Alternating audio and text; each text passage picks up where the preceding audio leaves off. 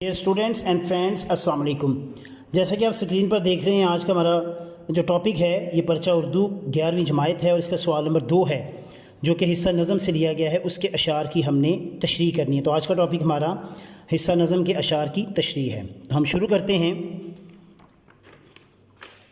یہ حصہ انشائیہ میں 2 حصے ہوتے ہیں، حصہ اول اور حصہ دوم۔ یہ حصہ اول سے لیا گیا ہے اور یہ سوال نمبر 2 ہے۔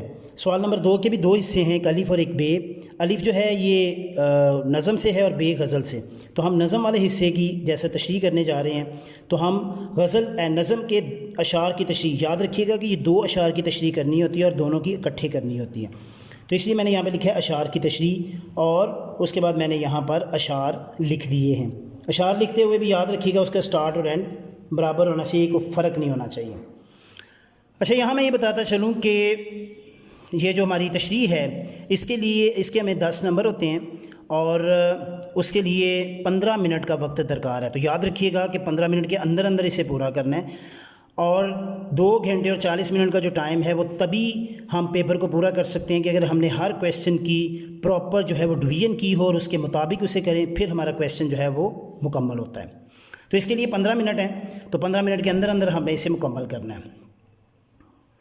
جی، تو جب ہم اس اشعار لکھنے کے بعد ہم آگے بڑھتے ہیں تو نظم کا عنوان حمد اور شاعر کا نام امیر منائی۔ تو اس کا بھی خیال رکھنا ہے کہ آپ کے یہ جو آپ کی پریزنٹیشن ہے اس کے اندر یہ میں نے سینٹرلائزڈ پریزنٹیشن کی ہوئی ہے، تو سینٹر میں آپ طے لگا سکتے ہیں اور اس کے مطابق ہی اگر زیادہ عبارت ہے تو تھوڑا پیچھے سے شروع کریں اور آگے تک جا کے ختم کریں، تھوڑی ہے تو قریب سے۔ تو اس طرح سے آپ کریں گے تو یہ چیزیں سینٹرلائزڈ ہوں گی۔ تو نظم کا نام یعنی نظم کا عنوان اور اس کے بعد شاعر کا نام، تو یہ اس کے ایک نمبر ہیں۔ اس کے بعد مفہوم اور جو تشریح ہے اس کے ہمیں 8 نمبر ہوتے ہیں۔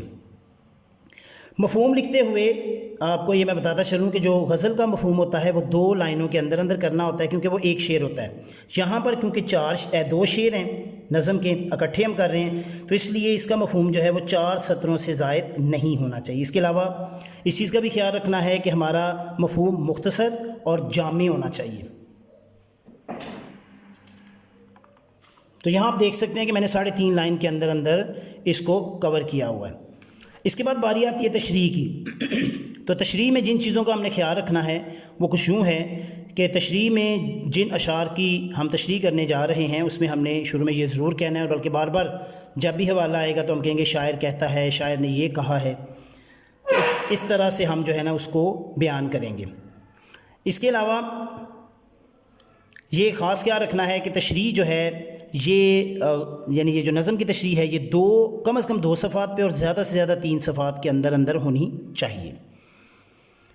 اور اس کے اندر ہم حوالہ جو کہہ سکتے ہیں حوالے کے اشعار یعنی اسی کانسیپٹ سے ملتے ہوئے اشعار جو ہیں ان کو ضرور لکھنا ہے۔ اور اگر کہیں پر کوئی اور حوالہ درکار ہو، کہیں حدیث کا، کہیں قرآن کی آیت کا، ٹھیک ہے، یا کسی مفکر کی بات کا، تو وہ بھی ہم اس کے اندر ایڈ کر سکتے ہیں۔ جی، تو جیسا کہ تشریح میں نے کہا، تو میں نے شروع میں کہا کہ یہ امیر منائی کی جو نظم ہے حصہ نظم جس میں وہ اللہ تعالیٰ کی نعمتوں کا ذکر کرتے ہوئے کہتے ہیں یا کہتا ہے، ٹھیک ہے، تو یہ ہم نے کیونکہ یہ اشعار کچھ اس طرح سے ہیں کہ اللہ کی جو کہہ سکتے ہیں کہ خوبیاں ہیں اور ان کو بیان کیا گیا، اور خاص طور پہ کہ اللہ کی ذات کو سمجھنا آسان بھی نہیں، یعنی کہہ سکتے ہیں آسان بھی ہے اور مشکل بھی ہے، یا دوسرے لفظوں میں سمجھیں کہ اللہ کی ذات ایک گورکھ دندہ ہے۔ تو اس حوالے سے یہ باتیں کی گئی ہیں، تو ہم اس میں زیادہ تر اسی طرح کے جو اشعار ہیں ان کا ہم حوالہ دیں گے۔ تو یہ بات کرتے ہوئے اور جب ہم نے لکھنا ہے بقول شاعر تو اس کے بعد ہم نے اوپر نیچے 2 نقطے لگانے ہیں، اور میں نے یہاں انڈر لائن کیا ہے، آپ انڈر لائن کر سکتے ہیں یا اس کو راؤنڈ ٹپ مارکر سے بھی لکھ سکتے ہیں۔ پھر جب آپ نے اشعار کا حوالہ دینا ہے تو اوپر بھی ایک لائن چھوڑ دیں، نیچے بھی چھوڑ دیں، کیونکہ یہ کٹ والا مارکر جو ہے باریک والا یہ تھوڑا زیادہ جگہ لیتا ہے، تو اس لیے اس سے کیا ہوگا کہ اس کی خوبصورتی قائم رہے گی۔ اس سے آگے بڑھتے ہیں، شاعر کہتا ہے، وہی اسی چیز کی وضاحت کی جا رہی ہے، پھر بیان کرتے کرتے پھر بقول شاعر، ٹھیک ہے، تو میں نے شعر کا یہاں پہ حوالہ دیا ہے۔ یاد رکھیے گا شعر کی علامت بھی پہلے لگانی ہے اور شعر کا جب حوالہ دینا ہے تو اس کی سیٹنگ بھی ہماری درست ہونی چاہیے۔ اسی طرح مزید شاعر کہتا ہے، تو یہ ہم نے یہاں پر اس کے حوالے سے بات کی ہے۔ مزید بقول شاعر کیا ہے کہ ظاہر کی آنکھ سے نہ تماشا کرے کوئی، ہو دیکھنا تو دیدائے دل واہ کرے کوئی۔ تو اسی طرح سے شاعر نے اس شعر کے حوالے سے مزید جو ہے وہ یعنی وہ اشعار کے حوالے سے جو بات کی گئی ہے اس کو بیان کیا گیا ہے، وضاحت کی ہے۔ اسی طرح اسی کانسیپٹ کو اقبال نے کچھ اپنے شعر میں یوں لکھا ہے، کبھی یہ حقیقت منتظر نظر آ لباس مجاز میں کہ ہزاروں سجدے تڑپ رہے ہیں میری جبین نیاز میں۔ تو یہ اس کا بھی حوالہ دیا۔ اس کے بعد شاعر کہتا ہے، تھوڑا آگے چل کر ہم نے ارشاد ربانی ہے اس کا حوالہ دیا ہے، ترجمہ میں نے لکھا ہے، آپ آیت اگر آتی ہے آپ آیت بھی لکھ سکتے ہیں۔ اسی طرح سے اللہ تعالیٰ ارشاد فرماتا ہے، یہ مزید اللہ کا جو حکم ہے اس کو میں نے تحریر کیا، اور اس کو میں نے انورٹڈ کاماز میں پلس انڈر لائن کیا ہے تھوڑا پرومیننٹ کرنے کے لیے۔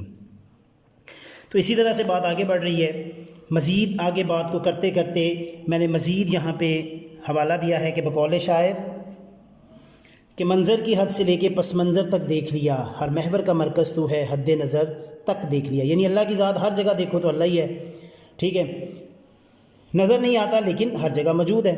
تو اسی بات کو مزید آگے بڑھاتے ہوئے ایک مثال دی گئی ہے، ٹھیک ہے، کہ اللہ بے شک آسمان پہ ہے لیکن اس کی خوشبو ہر طرف پھیلی ہوئی ہے، جیسے ایک گلدستے میں رکھے ہوئے پھول ہوں، تو پھول تو گلدستے میں ہیں لیکن خوشبو کمرے تک پھیلی ہوتی ہے۔ تو اسی طرح سے اللہ کی ذات تو آسمانوں پہ ہے لیکن اس کی خوشبو، اس کے کہہ سکتے ہیں اس کی خوبیوں کے حوالے سے، صفات کے حوالے سے وہ ہر جگہ موجود ہے۔